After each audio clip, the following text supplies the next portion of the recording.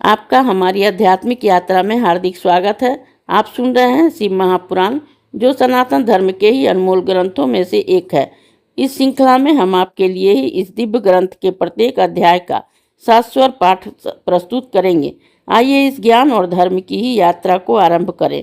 भगवान महादेव की महिमा और उपदेश से ही सजी इस पावन कथा के साथ ही ओम नमः शिवाय।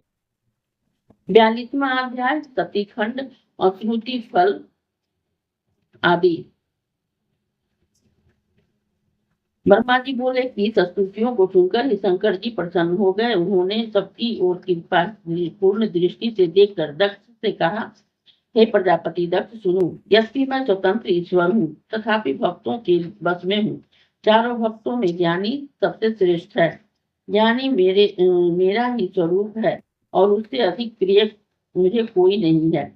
वह कर्म परायण मनुष्य मूर्ख है, जो वेद ज्ञान यज्ञ दान और तप आदि से मुझे जानना चाहता है। इसी प्रकार तू केवल कर्म के द्वारा ही संसार सागर से तरना चाहता है। तेरा यह कर्म मुझे अच्छा न लगा और मैंने तेरे यज्ञ का विध्वंस करा दिया। हे दक्ष, अब तू मुझे ही परमेश्वर बनाकर ही बुद्धि पूर्वक यज्ञ परायण हो, सावधानी से कर्म कर। तुम यह जानो कि मैं शंकर ही संपूर्ण जगत का दृष्टा हूँ। मैं ही जगत की उत्पत्ति, स्थिति और संहार करता हूँ। क्रिया के अनुसार ही विभिन्न नामों के धारण करता हूँ। विष्णु भक्त का अर्थ यह नहीं है कि वह मेरी निंदा करे।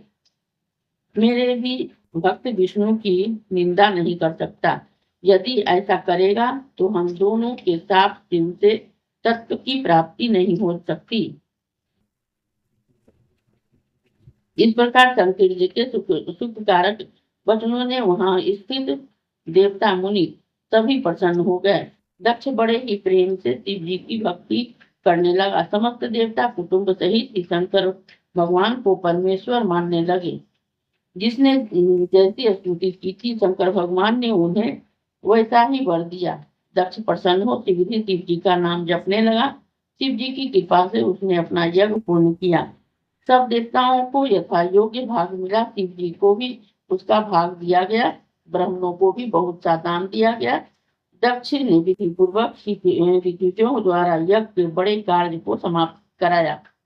पर ब्रह्मा शंकर जी की कृपा से यह यज्ञ पूर्ण हुआ। तब देवता और ऋषि आदि भगवान शंकर का नाम यश गाते हुए अपने धाम को गए। मैं और विष्णु भी मंगलदायक उनके सब नामों का उच्चारण करते हुए अपने लोक को चले गए। दक्ष ने ही सत्पुरुषों की गति पा शंकर जी को बड़ा सत्कार किया।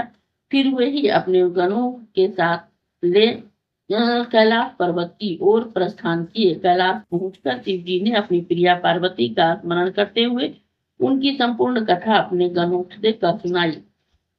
फिर इसी प्रकार से सती चरित्र कहकर ही समय बिताने लगे, संसारिकता का अनुसरण करने लगे। यद्यपि वे शंकर भगवान एक हैं, उनमें कोई विकार नहीं है, तथापि उन्होंने संसार को अपनी लौकिकता दिखाई है। इस चरित्र को पढ़ने सुनने वाला ज्ञानी हो उत्तम सुख और दिव्य गति को ही प्राप्त होता है। इस प्रकार दक्ष पुत्री सती देवी अपना शरीर त्याग कर हिमालय की पत्नी मैना के गर्भ से उत्पन्न हुई और वहां तप कर शिव जी को प्राप्त किया और गौरी अर्ध बांगी कहला विचित्र लीलाएं की। यह सती चरित्र अद्भुत भक्ति मुक्तिदायक है और समस्त कामनाओं को देने वाला है।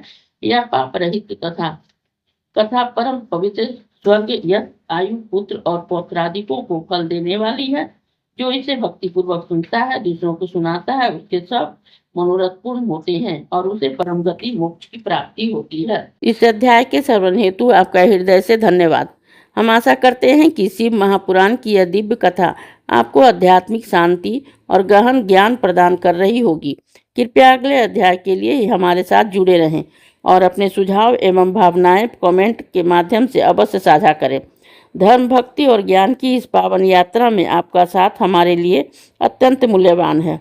ओम नमः शिवाय। यदि यह प्रस्तुति आपको पसंद आई हो, लाइक करें, कमेंट करें, सब्सक्राइब जरूर करें। बेल आइकॉन दबाना ना भूलें ताकि अगला अध्याय आपसे छूटे नहीं।